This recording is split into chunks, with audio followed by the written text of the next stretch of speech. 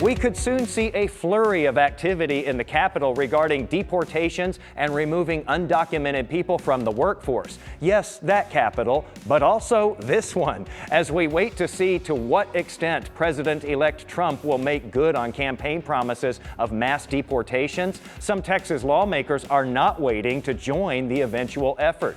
Bills have already been filed for the new legislative session now underway in Austin. Ahead of any potential roundups of people who are here illegally, these different measures would require Texas cities, counties, and sheriff's offices to work with immigration and customs enforcement officers to help enforce federal immigration law, even adding penalties like withholding state grant funds from the localities that don't join the feds in these matters. Another measure aims, once again, to require Texas employers to use E-Verify. That's the federal system that confirms someone's eligibility to work in the U.S. Similar measures, though, have failed in past sessions, possibly in part because lawmakers knew how many critical jobs in this state are being done by immigrant laborers. One estimate from Pew Research says Texas has the second highest rate of unauthorized workers in the country, behind Nevada. They figure that 8 out of every 100 workers here are legally ineligible, but that goes way up for certain workplaces. If we're out at a construction site, for example, 40 out of every 100 laborers are immigrants, according to the National Association of Home Builders, although they don't specify how many of those 40 might be undocumented.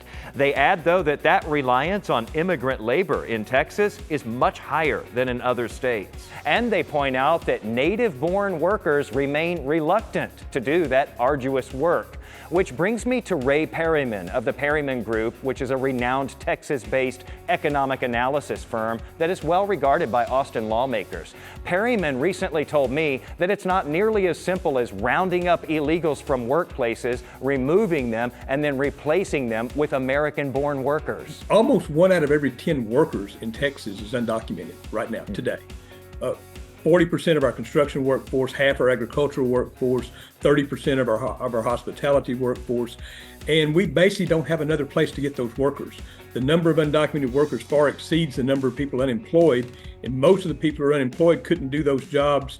They're not in the right location to do those jobs and that sort of thing. Perryman, who also worked on NAFTA and the USMCA, its replacement agreement during the first Trump administration, says if Trump 2.0 includes those promised tariffs on Canada and Mexico, and if those tariffs stick around, it would be somewhere between bad and ugly, costing the Texas economy tens of billions of dollars and hundreds of thousands of jobs, particularly if our biggest trading partner, Mexico, is targeted with those tariffs as threatened.